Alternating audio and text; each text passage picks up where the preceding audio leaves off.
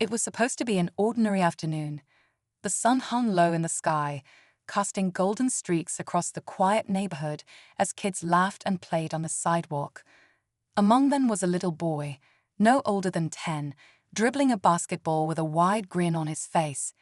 His name was Jamal, and like most kids his age, he was just enjoying the freedom of the weekend, bouncing the ball against the pavement, lost in his own world. But what should have been a carefree moment was about to take a turn no one saw coming. A police car rolled up slowly, its tires crunching against the asphalt. Officer Reynolds, a man with a hardened face and a reputation for throwing his weight around, stepped out. His eyes immediately locked onto Jamal. Something about the boy, his presence, his confidence, seemed to irritate him. Without warning, he stomped toward him, his hand already resting on his belt as if preparing for trouble. "Hey you," his voice cut through the air, sharp and demanding. Jamal froze, clutching the basketball to his chest. His heart pounded. He hadn't done anything wrong. The other kids on the street stopped playing, their eyes darting nervously between Jamal and the officer. Even the adults nearby hesitated, unsure whether to step in or stay silent. "What are you doing around here?" Reynolds pressed, his expression unreadable. I'm just playing basketball," Jamal stammered, his small voice barely carrying over the tension settling in the air. Reynolds scoffed, shaking his head. "You look like you're up to something." Before Jamal could react, the officer reached forward, snatching the ball from his hands. Jamal's eyes widened. "Hey, that's mine," he protested, his voice laced with confusion and fear. But Reynolds wasn't done. He grabbed Jamal's arm, squeezing tighter than necessary. "You got a smart mouth, huh?" he muttered. That was the moment the sound of another car pulling up broke the tension. A sleek, unmarked vehicle came to a stop just a few feet away. The door swung open, and out stepped a man in uniform, tall, authoritative, and with a presence that demanded respect. Captain Harris, Jamal's father. And in an instant, the look on Officer Reynolds' face shifted from smug confidence to sheer panic. For a moment, everything was still. The kids who had been watching in stunned silence took a few cautious steps back. The neighbors, who had been pretending not to see, suddenly seemed more interested. Even the warm afternoon breeze felt different, heavier, like it was carrying the weight of something bigger than just a little boy and a cop. Jamal looked at his father, a mix of relief and confusion flashing in his young eyes. He hadn't expected to see him, not here, not now. Captain Harris, still in his uniform, stepped forward with a steady but deliberate pace. His face was unreadable, but his presence alone made the air crackle with tension. Officer Reynolds shifted uncomfortably, his grip on Jamal's arm loosening as he quickly let go. Captain Harris," he muttered, trying to straighten up as if that would somehow erase what had just happened. Harris didn't respond right away. His eyes flicked to Jamal, scanning him quickly to make sure he was okay. The boy rubbed his wrist where Reynolds had grabbed him, his expression still shaken but trying to stay strong. "Everything all right here?" Harris finally asked, his voice calm but firm. Reynolds cleared his throat. "Just doing my job, sir. Making sure everything's in order around here." His words were careful now, his previous arrogance replaced with something else. Nervousness. Harris let those words hang in the air for a beat too long. The silence made Reynolds shift his weight from one foot to the other. "And what exactly did my son do that required you to put your hands on him?" Jamal could see it now, the way Reynolds' face paled just slightly, the way his fingers twitched like he was scrambling for the right thing to say. "I didn't realize he was your..." "My son," Harris finished for him, taking another step forward. He wasn't raising his voice, but somehow that made it worse. "So you thought it was okay to treat him like this?" Reynolds glanced around, as if looking for an exit. The confidence he had just moments ago, when he was towering over Jamal, was gone. "It was a misunderstanding," he said quickly. "A misunderstanding," Harris repeated, his voice even lower now. He took a breath, his eyes locking onto Reynolds, unblinking. You sure about that? Harris exhaled, shaking his head. How many times, Reynolds? His voice was quieter now, but heavier. How many times have you done this before and walked away like nothing happened? Jamal saw it, the flicker in Reynolds' expression, the split-second hesitation before he looked away. Marshall caught it too. His face darkened as he turned to Lopez. Check his file. Now.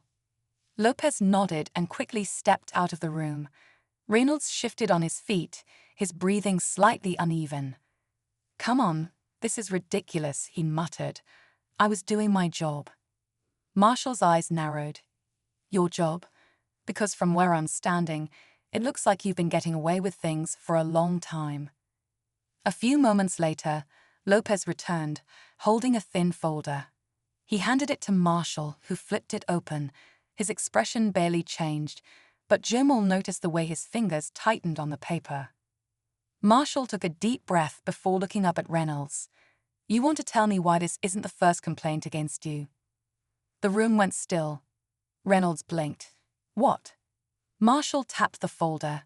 Reports of unnecessary force, civilian complaints, even an internal review that somehow got buried. Looks like you've been careful until now. Reynolds' face paled. I didn't. You did, Harris cut in. And you'd have done it again if you hadn't been caught. Jamal swallowed hard. He had known what happened to him wasn't right, but now it was clear. This wasn't just about one bad day. Reynolds had been doing this for years, hiding behind his badge. Marshall closed the folder and looked at Harris. What do you want to do? Harris didn't hesitate. He doesn't belong in uniform. Reynolds stiffened. Wait. Marshall nodded. Effective immediately, you're suspended pending an official investigation. Reynolds opened his mouth, but no words came out. For the first time, he had no power. As Lopez escorted him out of the room, Jamal felt his father's hand rest on his shoulder again. This time, it felt different. Not just protective, but victorious. But just as they turned to leave, Marshall spoke again. There's one more thing. Harris and Jamal stopped. Marshall hesitated, then looked at Jamal. This wasn't the first complaint against Reynolds, he said, but it might be the first one that finally sticks. Jamal frowned. Why? Marshall exhaled, because this time he picked the wrong kid. Jamal sat quietly as his father and Lieutenant Marshall exchanged a few final words. He could still feel the weight of everything that had happened pressing down on him, but there was something else now, something lighter. For the first time since Reynolds had grabbed him, he felt like he could finally breathe. As they stepped outside the station, the evening air was cooler than before, the sky streaked with fading sunlight.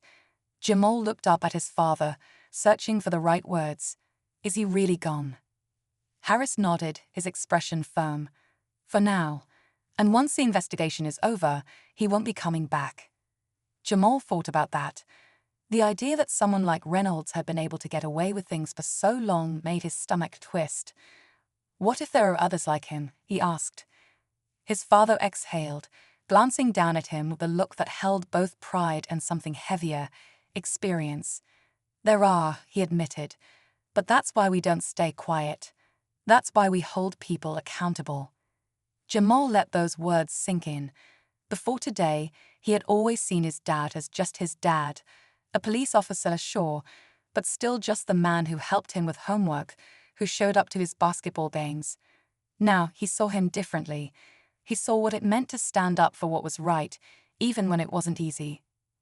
As they reached their car, Lopez stepped outside the station, giving them a small nod. Hey, kid, he called out. You did good today. Jamal blinked. I didn't do anything. Lopez smiled slightly. Yeah, you did. You spoke up. That's more than most people do. Jamal wasn't sure how to respond to that, so he just nodded. His father opened the car door for him, and as Jamal climbed in, he realized something. This day, this moment, it would stay with him. Not because of what happened to him, but because of what it meant. It wasn't just about one cop abusing his power. It was about making sure it didn't happen again. As they pulled away from the station, Jamal glanced out the window, watching the city blur past. He wasn't sure what would happen next, but he knew one thing for certain. This time, someone had been there to stop it, and maybe next time someone else would find the courage to do the same. Reynolds' mouth opened, then closed. He had no good answer. The silence stretched, thick and suffocating. The other kids who had been playing earlier were still there, standing just at the edge of the street, their basketball forgotten. A few of the neighbors had moved closer, not saying anything but not leaving either. Jamal felt his father's hand rest lightly on his shoulder, a silent reassurance that he was safe now. But safe wasn't the same as okay. He didn't feel okay. His wrist still stung where Reynolds had grabbed him, and his stomach twisted with the memory of how quickly everything had happened, how fast his entire world had flipped upside down. Lopez exhaled sharply, his patience thinning. "Reynolds," he said, his tone more direct now, "you need to step away. We'll deal with this properly." Reynolds' jaw tightened. He looked at Harris, then at Lopez, then at the growing number of eyes on him. The tension in his shoulders made it clear he was still trying to figure a way out, still trying to hold onto whatever authority he thought he had. "I was just doing my job," he muttered, but even he didn't sound convinced anymore. Harris shook his head. "No," he said, his voice steady. "You were abusing it."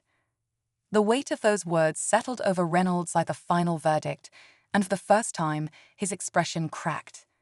His eyes darted between Harris and Lopez, and something shifted in his stance, something restless, something unstable. He wasn't ready to go down quietly. Jamal saw it before anyone else, the way Reynolds' hand twitched toward his belt, the way his body tensed like he was about to make a move. And in that split second, everything seemed to slow down. Jamal's breath caught in his throat. He saw it, the quick, almost instinctive motion of Reynolds' hand twitching toward his belt. His father saw it too. In a flash, Captain Harris stepped forward, his voice sharp and commanding. "Don't." The single word cut through the air like a warning siren. Reynolds froze mid-motion, his fingers hovering just inches from his utility belt. His face was tight with frustration, his body tense, as if every instinct was telling him to fight back. But he wasn't just facing a scared kid anymore. He was facing a superior officer, one who wasn't going to back down. Lopez took a step closer, his hand hovering near his own belt, not as a threat but as a precaution. The entire street was silent, the weight of the moment pressing down on everyone. "Reynolds," Lopez said, his voice low but firm, "think very carefully about your next move." Jamal felt his father's hand tighten slightly on his shoulder, steady but protective. He wasn't sure what was going to happen next, but he knew one thing: this wasn't over. Then, just when it seemed like Reynolds might back off, another voice entered the mix. "Captain Harris." A second patrol car pulled up, and out stepped Lieutenant Marshall, one of the highest-ranking officers in the precinct. His sharp eyes scanned the scene, quickly assessing the tension, the way everyone stood frozen in place. "What's going on here?" he asked, his voice carrying authority. Harris turned to him, but before he could speak, Reynolds took his chance. "Sir, there's been a misunderstanding," Reynolds said quickly, his voice suddenly steadier. "I was just trying to ensure neighborhood safety and Captain Harris." "Stop," Harris cut in, his patience wearing thin. "We both know that's not what happened." Marshall's gaze flickered between them before settling on Jamal, who was still gripping his sore wrist. Something changed in his expression. "Inside," Marshall ordered. "All of you, now." Jamal's stomach tightened. This wasn't just going to end on the street. Whatever came next was going to happen behind closed doors, where words carried consequences. Inside the station, the air was thick with unspoken tension. The fluorescent lights buzzed softly, casting a cold glow over the room where Captain Harris, Reynolds, Lopez, and Lieutenant Marshall now stood. Jamal sat in a chair against the wall, his legs swinging slightly, trying to act like he wasn't nervous. He knew his father had things under control, but this felt different. This wasn't just about him anymore. Marshall crossed his arms and turned to Reynolds. "Let's get this straight. You put your hands on a child. You escalated a situation that didn't need escalating. And now you expect me to believe this was all a misunderstanding." Reynolds clenched his jaw, but the confidence he had earlier was gone. "Sir, You what?" Marshall pressed, his voice razor-sharp. "Thought no one would notice. Thought you could handle it your way." Reynolds didn't answer. He didn't need to. The silence said it all. Reynolds opened his mouth to answer, but nothing came out. The street was silent, every eye locked on them. And in that moment, it was clear this wasn't just about Jamal. This was about something much bigger. Reynolds swallowed hard, his jaw tightening as he tried to find a way out of the mess he had just stepped into. The once confident officer, who had no problem intimidating a child, now stood frozen under Captain Harris' unwavering stare. The air between them was thick with unspoken words, and the entire neighborhood seemed to be holding its breath. Jamal, still gripping his sore wrist, glanced up at his father. He had seen this look before, the one that meant his dad wasn't just angry, but calculating. Harris wasn't the kind of man to explode in rage. His strength was in his silence, in the way he made people feel the weight of their own actions before he even said a word. "I asked you a question," Harris finally said, his tone even but heavy. "Are you sure this was a misunderstanding?" Reynolds cleared his throat. He hesitated, his eyes darting around as if hoping someone would step in and save him.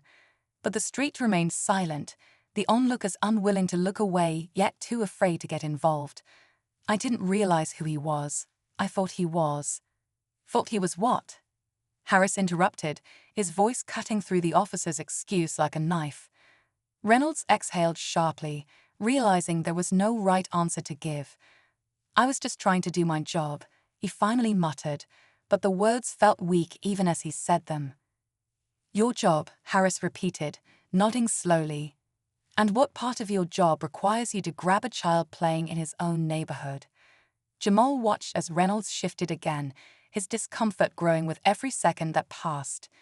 He could feel the way his father's words carried weight, the way they demanded accountability without needing to raise his voice. Before Reynolds could answer, another voice cut through the air. "Captain Harris." Everyone turned to see another officer approaching, Sergeant Lopez. He had been Harris' colleague for years, and unlike Reynolds, he carried himself with a quiet confidence that came from experience, not intimidation. He had likely just arrived, judging by the way his eyes flickered between Reynolds and Jamal, quickly piecing together the situation. "Everything all right here?" Lopez asked, though the way he was looking at Harris suggested he already knew the answer. Harris exhaled through his nose, his gaze lingering on Reynolds for a beat longer before finally turning to Lopez. "Depends," he said simply. "What do you do when you find out one of your officers is abusing their badge?" Lopez's expression tightened slightly, but he didn't look surprised. "We handle it," he said, his voice firm. Reynolds' head snapped toward Lopez. "Come on, Sarge." Lopez held up a hand, silencing him. "Not here," he said. "Not like this." For the first time, Jamal saw real fear in Reynolds' eyes. This wasn't just about what he had done to him, it was about everything else. How many times had Reynolds done something like this before, but no one had been there to stop him? How many kids had walked away without someone to stand up for them? Harris glanced down at Jamal, his expression softening for just a moment before he looked back up at Lopez. "Then let's handle it." Reynolds opened his mouth to protest, but nothing came out. The weight of his actions was finally settling in, and there was nowhere left to run. The street felt smaller now, like the walls of an invisible courtroom were closing in around Officer Reynolds.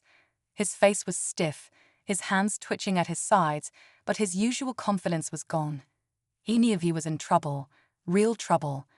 And for the first time, there was no badge, no authority, no easy excuse that could shield him. Jamal stood close to his father, his heartbeat still uneven from everything that had happened. He could see the way people were watching, their faces a mix of curiosity, concern, and something else. recognition, because this wasn't just about him. It was about all the times someone like Reynolds had done this before, when no one had been there to stop it. Lopez's voice was calm, but firm. "We need to talk, now."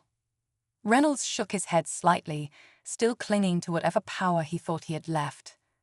"Sarge, I don't think you're seeing this clearly," he muttered, his voice lower now, almost desperate.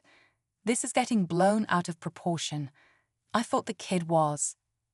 Harris stepped forward before he could finish, his presence alone forcing Reynolds to take a half step back. "You thought he was what?" His voice was quiet, but there was something dangerous beneath the calm, something that made Reynolds' face tighten.